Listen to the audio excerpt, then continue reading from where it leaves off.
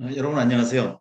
오늘은 공배진실 11번째 차례인데요. 사실은 요 앞에 여러분들과 말씀을 나눌 내용이 있습니다만 제가 PPT를 만들면서 그것을 다 지우고 또 다 새롭게 만든 거예요. 그러니까 제목은 있는데 찾아보니까 실제 11번째 여러분들과 말씀을 나눌 내용이 사라지고 없네요. 그래서 12번째 거를 미리 땡겨서 오늘 말씀을 나누고 그것은 다음 기회에 여러분들과 말씀을 나누도록 하겠습니다. 오늘 여러분들과 말씀 나눌 주제는 그 평등주의 교육. 요즘 우리는 이제 뭐 고교도 평준화되어 있고요. 이 평등주의 교육을 하면 어떤 문제점이 있을까? 그리고 그에 대한 대책은 우리가 어떻게 가져가야 될까 하는 점에 대해서 간단히 말씀을 좀 나눠보겠습니다. 제일 문제가 되면 요즘 우리 코로나 전국으로 인해서 우리 여러 가지 이제 사회적으로 걱정되는 바가 많죠. 그게 이제 뭐냐면 아이들의 그 학력 격차가 심화가 될 수 있다고 하는 점, 요 점을 국가적으로나 그다음에 단위 학교에서도 굉장히 걱정을 하고 있습니다. 또 실제로 아이를 양육하는 학부모님들도 걱정하는 한 가지 중에 하나가 바로 이 전국으로 인해서 아이들 간의 학력 격차가 벌어지는 것. 그리고 이제 여유로운 집에서는 오히려 아이들에게 더 많은 학습 시간을 제공하고 만들어줄 수도 있지만 아이들을 케어하는 게 좀 여러 가지로 어려운 여건이 있는 그런 가정에서는 아이들이 방치될 수도 있다. 그래서 이제 국가에서도 이것을 어떻게 해결할까를 나름대로 고민을 하고 있겠죠. 그런데 이제 그에 앞서서 이 평등주의 교육이 가져오는 학력 격차의 문제에 대해서 한번 우리가 잘 살펴볼 필요가 있겠다 싶어서 오늘은 그 부분을 가지고 여러분들과 한번 말씀을 나누겠습니다. 오늘도 아까 말씀드린 것처럼 제가 망쳐먹었습니다만 살아남은 요 뭐죠? 이 PPT 가지고 한번 말씀을 나누겠습니다. 앞서 말씀드린 대로 지나친 평등주의가 큰 학력 격차를 만든다는 것이 이제 대전제입니다. 그러니까 무조건 평등주의가 모든 아이에게 공통으로 똑같은 시간에 그 학습을 해주면 다 문제가 없다. 그리고 모든 아이들이 다 똑같이 잘할 수 있다라고 하는 걸 전제로 하는 그런 평등주의가 사실은 큰 학력 격차를 만든다고 하는 것. 이것을 여러분들이 꼭 염두에 두시기 바랍니다. 우리나라의 교육, 즉 특히 공교육은 평등을 중시하고 있잖아요. 그죠? 그래서 가정 자원에서 격차가 있는 상태에서 그러니까 이제 우리가 이제 학습 능력을 향상시키는 데 있어서는 자꾸 우리는 이제 그 학교 자원 투입 요인에서 학교 자원만을 얘기하거든요. 이제 산출물이 아이들의 성적이라면 결국 가정 자원과 가정 자원이라고 하면은 이제 부모의 연봉이라든가 교육 수준이라든가 가족의 구성 뭐 이런 게 되겠죠.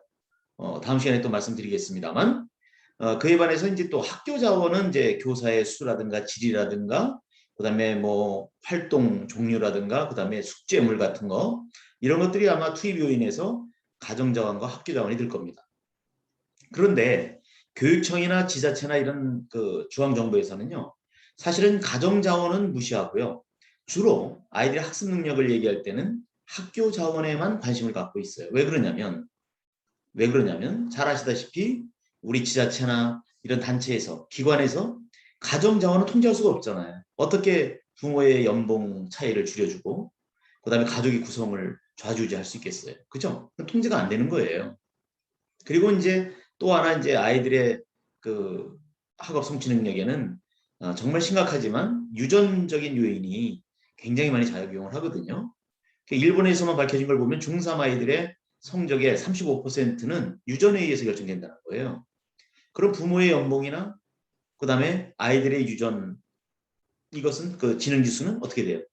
본인이 아무리 노력해도 바꿀 수 있는 게 아니지 않습니까? 그죠? 이런 게 이제 굉장히 크게 영향을 주는데도 불구하고 무시되고 있다. 그 점을 우리가 굉장히 그 어떤 모순으로 알아야 되는데 그러니까 이제 학교에서 하는 여러 가지 교재라든가 수업 시간이라든가 등등등 교육 활동은 지자체나 교육청에서 통제할 수가 있잖아요. 그러니까 매일 아이들의 뭐 성적이 좀 어떻다 그러면 학교에서 뭐 제대로 잘했느니 못했느니 그것 때문에 그런 것처럼 이야기를 하고 있는 거죠. 실제로 선생님들은 엄청 부단히 열심히 노력하고 아이들에게 정성을 쏟아도 결국은 가정적인 요인, 자원이 나름대로 문제가 있어서 그런 소기의 목적이 달성이 안 될 수도 있잖아요. 근데 이제 그런 거를 전혀 간과하는 수가 있다. 그런 얘기입니다. 그래서 결국은 여기 있는 것처럼 가정 자원의 격차가 있는 상태, 뭐 잘 사는지 못 사는지, 또 부모님이 제대로 교육을 받은지 아닌지, 뭐 다양하지 않습니까? 그런 격차가 있는 상태에서 모든 아이들에게 똑같은 동등한 학교 교육을 시도하면 교육 격차는 더 커지게 된다는 거죠. 왜? 가정적인 요인도 굉장히 큰데 거기에서 이미 차이가 나는 게 있다 보니까 학교에서만 똑같이 해주면 되는 게 아니라는 거예요. 그런데 문제는 뭐냐? 이런 모순에 주의를 기울이는 사람이 거의 없다는 게 더 큰 문제라는 거죠. 정부도 마찬가지, 교육청도 마찬가지, 다 그렇습니다. 참 어찌 보면 참 답답해요. 그죠? 그저 학교에서 열심히 애들을 잘 케어하지 않아서 그렇다, 돌봐주지 않아서 그렇다, 이 얘기만 하거든요. 또 교재가 뭐 현찮다. 그건 전혀 아니라는 겁니다. 그것도 중요하지만 절반 이상은 바로 가정자원에 문제가 있다고 하는 것을 우리가 간과하고 있다는 거죠. 그래서 하나 예를 들면 일본의 그 유토리 교육이라고 있었잖아요. 그 뭐 여유 있는 교육이다 그래가지고 일본에서 그 유토리 교육을 하면서 바뀐 게 뭐냐면 우리도 이제 요즘 하고 있습니다만 주 5일제 수업을 한 거예요. 그래서 주 5일제 수업을 실시하다 보니까 어떤 문제가 생겼느냐. 하루 토요일 날도 학교 가는 게 없어졌잖아요. 그러면서 이 결과 아이들의 학력 격차가 더 크게 벌어졌어요. 그 이유가 뭔가를 보니까 결국은 부모의 학력에 따른 아이들의 공부하는 시간이 많이 달라지더라. 무슨 얘기예요? 부모의 학력이 높으면 비교적 연봉도 좋잖아요. 그죠? 그런 집은 아이들이 공부를 해야 그 아이의 미래가 밝아진다는 것을 워낙 잘 알고 있잖아요. 본인의 경험상. 그래서 아이들을 그냥 쉬게 하는 게 아니라 학원도 보내고 또 경우에 따라서는 개인 과외를 붙여서 공부를 시키더라는 거죠. 그런데 그렇지 못한 집에서는 어떻게 돼요? 이게 안 되더라는 거예요. 거기서 벌써 격차가 벌어지는 거죠. 그래서 실제로 부모가 고소득자인 아이들의 학원비가 주 5일제 수업 실시 후에 증가했다는 통계를 국가적으로 갖게 된 겁니다. 우리도 보나마나 비슷할 겁니다. 근데 조사는 해볼 필요가 있겠죠. 그죠? 그래서 밑에 적어놓은 것처럼 모든 아이들을 대상으로 평등하게 실시되는 정책이 오히려 부모의 학력과 소득에 따른 교육 격차를 더욱 확대시킬 수 있다는 겁니다. 그러니까 학교에서만 똑같이 아이들에게 이렇게 투입해주면 다 결과가 좋을 것이다. 이것은 절대 아닌데 그런 우를 지금 범하고 있다는 거예요. 우리도 마찬가지입니다. 또 이것은 거기서 끝나는 것이 아니라 아이들이 이제 자라면서 상급학교로 가게 되고 또 사회로도 나갈 수 있지 않겠습니까? 그러면서 그 격차는 개인 간의 격차는 더욱 커질 가능성이 있다는 겁니다. 그래서 앞서 말씀드린 것처럼 지금 우리 코로나 정국에서도요. 아이들이 뭐 그 비대면 수업을 주로 많이 하잖아요. 물론 이제 정부에서도 이제 등교를 시키려고 무진회를 쓰고 있습니다. 저도 개인적으로는 지금 정부에서 아이들을 가능하면 학교에 등교를 시켜서 수업을 시키려고 하는 것, 학교 생활을 하도록 하는 것, 이것이 교육 격차를 줄이는 차원도 있지만 실제로 학교가 가장 안전한 곳입니다. 왜냐 학교에서는 선생님들께서 나름대로 잘 돌봐주고 계시거든요. 또 집에 있으면 그 아이들이 집에서 방역을 준수하고 있느냐 믿을 수도 없어요. 또 공부도 잘 안 할 수가 있습니다. 그래서 등교를 해서 결국 본연의 학교 생활을 하는 것이 아이들의 발달에도 도움이 되지만 방역에도 오히려 도움이 되지 않을까 이런 생각을 하거든요. 그리고 그를 통해서 결국 학력 격차가 더욱 심화되는 것을 막을 수도 있다. 그런 얘기입니다. 자 그러면 실제로 이 앞에서 얘기 나왔던 정말 주월제 수업을 하면서 일본에서 유튜브 교육을 하면서 진짜 부모의 어떤 학력이라든가 이런 것에 따라서 아이들의 수업 시간이 변화가 있었는가 그 자료를 한번 보겠습니다. 앞서 말씀드린 것처럼 보면 부모의 학력에 따른 아이들의 학습 시간 차이가 나타나 있어요. 자, 잘 보세요. 맨 위에 있는 게 뭐예요? 부모 모두 대학을 졸업한 경우, 중간이 부모 중 한 명만 대학을 졸업한 경우, 그 다음에 제일 아래에 있는 곡선이 부모, 양부모 모두 대학을 졸업하지 않은 경우입니다. 이게 절대적인 건 아니지만 일반적인 경우로 볼 때 부모의 학력이 높을수록 아이들의 주당 학습 시간이 높더라. 이 경향 우리가 알 수 있잖아요. 그죠? 초등학교 1학년부터 4학년까지 조사를 한 자료입니다. 자, 이것은 굉장히 큰 의미를 주는 거예요. 결국은 그러기 때문에 이런 우리 코로나 정부에서도 학교를 안 가거나 그러면 이런 차이가 더 심화될 수 있다는 거죠. 일본만 해도 유토리 교육을 할 때 그 쉬는 토요일 날 부모가 학력이 높은 아이들은 계속 학원도 보내고 수업을 시켰다는 거예요. 학습을 시켰다는 얘기죠. 여기서 이제 격차가 벌어지고 그것이 상급 학교로 가면서 더욱더 커질 가능성이 있더라 그런 얘기입니다. 자, 그러면 결국은 우리가 앞서서도 여러 번 말씀드렸습니다만 우리 아이들이 인지적 요인인 어떤 학업 성취 같은 것이 기본적으로 대학을 갈 수 있고 그를 바탕으로 해서 이제 사회생활을 할 수 있는 기본 바탕이 되잖아요. 그래서 경제력과도 관계가 되거든요. 연봉과. 그러니까 결국은 이제 이게 제대로 따라가지 못하고 그 발달 단계에 따른 학교 진학이라든가 위치를 점하지 못하면 결국 그 아이들의 생활도 부모와 마찬가지로 빈곤한 생활을 할 수 있다. 부모님이 빈곤하면 아이가 꼭 빈곤할 이유는 없는데 빈곤의 대물림이 될 수 있다는 거죠. 자, 그 부분에 대해서 우리 한번 문제점을 살펴보도록 하죠. 빈곤의 대물림이라고 하는 것은 부모의 학력과 소득이 낮기 때문에 결국 그 자녀가 교육을 제대로 받지 못해서 결국 자녀도 저소득에 머물게 되는 현상이죠. 그러니까 부모가 어려웠던 것이 결국 교육을 제대로 받지 못하는 이유 등으로 인해서 아이도 결국 낮은 소득에 머물게 되는 현상을 빈곤의 대물림이라고 하는데 이제 이거를 끊기 위해서 우리 사회도 마찬가지입니다만 뭐 자녀들 수당이라든가 여러 가지 이제 우리 지자체장이라든가 또는 교육청에서도요. 뭐 일부 포퓰리즘이라고 이제 뭐 비판도 받긴 합니다만 복지 차원에서 우리 아이들에게 다양한 양태로 지원을 많이 하고 있습니다. 그래서 여러 가지로 이제 그 보조금이 이제 들어가는데 이게 실제로는 아이들의 학습 능력을 높여주는데 큰 인과 효과가 없더라. 그게 원인이 돼줘야 되는데 결국 중요한 원인으로 밝혀지질 않더란 얘기입니다. 돈은 들어가는데 그렇죠? 또 지원을 해주는데 그래서 부모님을 통해서 소득을 돈을 줘서 이렇게 하는 것보다 어찌 보면 그런 아이들에게 학교에서 좀 더 제대로 된 교육을 시킬 수 있도록 학교를 지원해주는 학교 자원 분배에 변화를 주는 방법.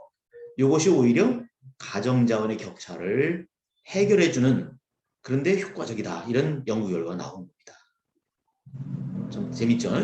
그 다음에 이제 어려운 여건의 아이들이 많은 학교에 가능하면 중점적으로 학교 자원을 분배해줘야 되겠다. 그렇지 않겠습니까? 그래서 우리 그 서울만 해도 보면 그렇고요. 지방도 마찬가지입니다만 요즘은 보면 비교적 어려운 지역에 있는 학교에 지원을 좀 많이 하는 쪽으로 가고 있어요. 이거는 어찌 보면 바람직한 겁니다. 그렇지 않겠어요? 여유로운 여건이 있는 그런데 아이들에게도 똑같이 줘야 된다 보다는 어려운 아이들에게 선별적으로 좀 더 지원을 많이 해줘서 그 지역의 아이들이 학교에서 받는 교육이 결국 집안의 가정적인 자원에서 보는 손해를 메꿀 수 있도록 아니면 좀 대등하게 될 수 있도록 도와줘야 된다는 얘기죠. 이건 우리 교육정책을 하는 사람들이 꼭 염두에 둬야 되고요.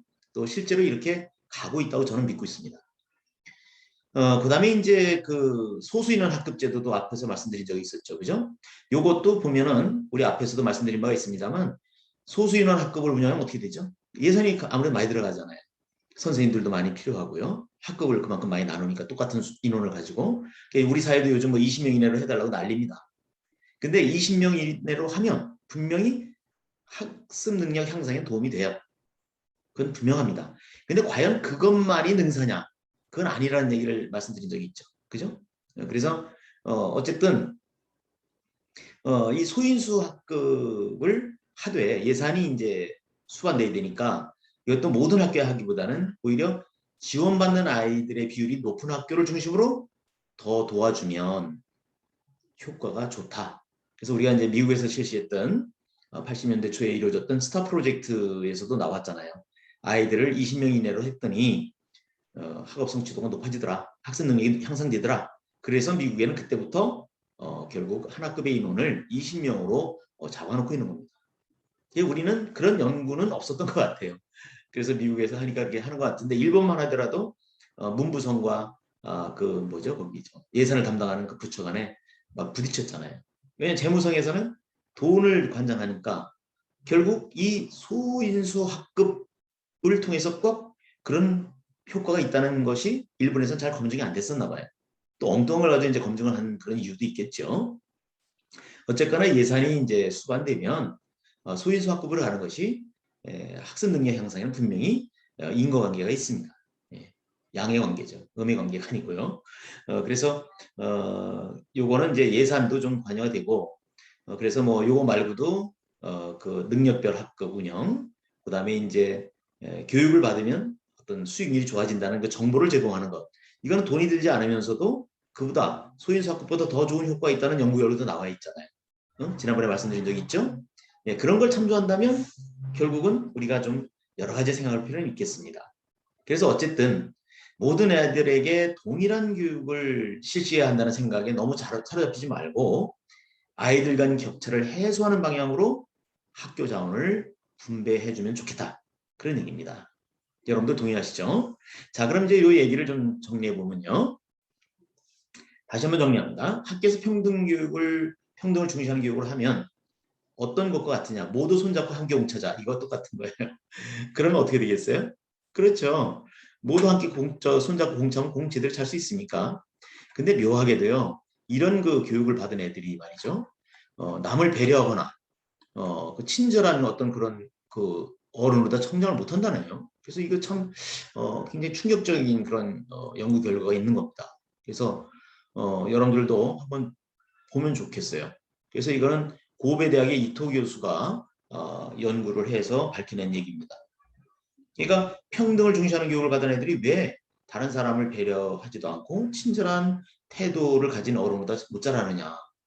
참 이건 좀 문제 아니겠습니까? 사회 문제가 될 수도 있겠죠. 그죠? 그래서 이제 그 외에는 밑에 보면 평등주의 교육이라는 건 원래 인간이 가지고 태어난 능력에는 차이가 없다. 똑같다. 그래서 이런 사고방식을 기초로 하기 때문에 누구든 이런 평등주의 교육을 지지하는 사람들은 누구든 노력만 하면 똑같이 좋은 성적을 거둘 수 있다고 생각하는 거죠. 근데 현실은 어떻다? 그렇지 않다. 그럴 수가 없잖아요. 그죠? 왜 그렇죠? 그렇죠. 바로 밑에도 나옵니다만 앞서 말씀드린 것처럼 학습 능력에는 유전과 가정자원 등 아이 스스로 어떻게 할 수 없는 요인이 중요한 영향을 미치는 겁니다. 학교 교육만 가지고 되는 게 아니거든요. 그렇지만 평등주의적인 교육에서는 이런 현실에 거의 주의를 기울이지 않는다. 이게 문제예요. 결국 그 결과 아이는 본인이 노력만 하면 교육을 받아서 성공할 수 있다고 생각하게 되고 성공하지 못하는 이유는 아이가 노력하지 않아서 게으르기 때문이다. 이렇게 믿는 거예요. 이게 사실 잘못된 거라는 거죠. 아이도 그렇고 그다음에 우리 아이들을 돌보는 기성세대들도 뭔가 잘못 알고 있는 점이 많다는 겁니다. 예. 그게 아니라는 거예요. 물론 학교 교육도 잘 돼야 되죠. 그죠? 그렇지만 그것만이 전부가 아니고요. 실제로는 애들도 어쩔 수 없는 부모의 연봉이나 학력이나 가족의 구성이라든가 이런 가정 요인, 그 다음에 유전적인 요인, 지능 같은 거 말이죠. 이거 어쩔 수 없잖아요. 이런 게 실제로는 굉장히 중요한 역할을 하고 있다는 것을 간과하고 있다는 거죠. 여기 때문이라는 때문, 아이고 죄송합니다. 못하네요. 그리고서 이제 결과적으로 불리한 환경에 처한 사람들을 배려해 줄 줄도 모르는 인간미 없는 어른으로 자라게 된다는 거. 이게 이 경제 세미나라는데 2015년도 2, 3월에 게재가 됐던 얘기입니다. 연구 결과죠. 그래서 이것은 과학적인 근거를 가지고 하는 얘기이기 때문에 우리는 어느 정도 중시해야 되겠다라는 얘기입니다. 그래서 여러분들과 이제 그 우리 평등주의 교육이 가져오는 그런 어려운 문제점에 대해서 살펴봤는데요. 결과적으로는 우리가 이제 아이들의 학습 능력이라고 하는 것은 학교의 선생님들과 교재도 좋아야 되고 양질의 교육이 가면 제일 좋겠죠. 그죠? 그런데 사실은 이러이러한 학교의 아이들이 뭐 어디 유수한 대학을 많이 갔다면 그 대학의 학교 교육력이 높다고 그래요. 그건 절대 아니라는 겁니다. 이제 다음 시간에도 기회가 되면 말씀드리겠습니다만 실제로 그것은 그게 아니고 학교에 그렇지 못한 학교의 선생님들이 더 열심히 아이들을 지도하고 또 좋은 방법을 사용하고 있을 수도 있어요. 교육 방법을 말이죠. 왜? 가정자원이라고 하는 것을 간과하고 얘기하다 보니까 이러한 문제가 생기는 것이지 실제로는 학교의 교육력과 무관하다. 그래서 우리 사회에서 뭐 특목고라는 데 있잖아요. 거기는 저는 좀 심한 얘기를 하면요. 다 된 밥에 뜸 들이는 거다. 뜸 들이는 거와 비슷한 거다. 무슨 얘기냐. 정말 똑똑한 아이들이 모여있죠. 그네들에게 물론 학교에서도 열심히 해주시겠지만 잘 관리해주고 잘 뭔가 다른 학교와 똑같이 양질의 교육을 해주면 그 아이들은 또 동일 집단이 모여있으면 그 상위권에서는 뭐예요? 동료 효과가 크다 그랬잖아요. 결국 많은 대학을 좋은 대학을 많이 가는 거죠. 근데 그렇지 못한 데서는 여러 가지 부모님들의 여건도 어렵고 너무 다양해요. 스펙트럼이 넓어요. 예. 그 중에서도 열심히 하는 사람은 열심히 해서 가잖아요. 만약에 그런 다른 일반 고등학교에서 전혀 유수한 대학을 못 간다면 문제가 되겠습니다만 그 학교의 교육이 문제가 되겠습니다만 그게 아닌 이상은 결국은 따지고 보면 다른 가정 자원의 그 투입 요인에서 말이죠. 그게 더 문제라고 하는 것을 우리가 꼭 염두에 두고 교육 정책을 펴야 된다. 그리고 일반 학교에 있는 선생님들께서도 이걸 가지고 그 평가절하되거나 이런 건 안 된다. 그래서 나는 언론사 그 지인 기자들에게도 늘 당부하는 게 참 안 지켜져요. 뭐 어느 유수한데 뭐 우리나라 서울대도 있고 뭐 많잖아요. 거길 뭐 몇 명 갔다 이걸 매년 공개를 합니다. 그럼 또 사람들은 관심을 가져요. 그럼 어떤 학교는 모르다. 그걸 다 보세요. 어떤 학교예요? 그렇죠. 특목고, 자사고, 그리고 강남 지역에 있는 선호학교 뭐 이런 학교들이 대부분 서울대를 많이 간 거 아니에요? 그건 당연한 거 아닙니까? 거기서 그렇게 안 간다면 그거야말로 진짜 그 학교는 엉터리죠.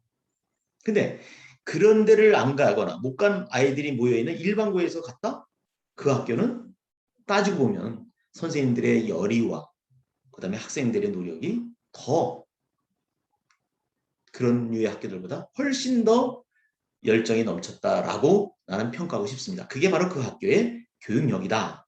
이런 말씀을 드리겠습니다. 그러니까 모든 학교의 선생님들이 다 열심히 하시잖아요. 뭐 특목고에 있는 선생님도 열심히 하시고 그다음에 일반고에 있는 선생님들은 어찌 보면 스펙트럼이 넓은 애들을 케어해 주시기 위해서 더 고생하시는지도 몰라요. 모르는 게 아니라 사실입니다. 나는 그렇게 믿고 싶습니다. 그래서 우리 일반고가 결국은 잘 돼야 일반고가 살아나야 결국 우리 국가의 명운도 살아난다. 정답이잖아요. 그래서 뭐 어떤 교육감이 일반고 전성시대라는 얘기도 하는데 말은 좋아요. 그 지원도 좀 합니다. 근데 지원을 학교에서 알아서 쓸 수 있도록 해줘야 되는데 지어놓고 칸막일막 해놓으니까 학교는 차라리 그 반납하고 싶다는 거예요. 저도 학교 현장에 있을 때 봤잖아요. 학교별로 그 학교의 여건에 맞는 아이들이 필요로 하는 그런 교육 활동을 학교 구성원들끼리 협의해서 원활하게 쓸 수 있도록 해주는 것. 그것이 필요하거든요. 최근에 와서 뭐 그 비슷한 얘기를 하는데 모르겠습니다. 예. 하여튼 우리가 지나친 평등주의 교육이 아이들의 학력 격차를 크게 만들 수 있다. 굉장히 심각한 얘기라는 거 여러분들과 함께 공유하고요. 여러분들도 좀 이 분야에 대해서 많은 생각을 좀 해보시길 바랍니다. 그래서 요즘 뭐 소인 수학국으로 가면 선생님들이 아이들을 잘 케어할 수 있다 이런 것도 다 좋은 얘기인데 그보다는 본질적으로 우리가 무엇을 어디에 관심을 두고 또 가정자원의 격차를 학교의 자원 분배를 어떻게 하면 그거를 메꿀 수 있는가에 대해서도 잘 한번 의견을 모아서 우리 학교의 어떤 지원되는 부분이 좀 더 발전적으로 가서 아이들이 행복한 그리고 모두가 그 어쩔 수 없는 그런 가정자원의 그런 거를 극복할 수 있는 그런 게 되어서 뭐 교육의 양극화가 사회 양극화로 가지 않도록 하는 그런 정책이 필요하다고 보겠습니다.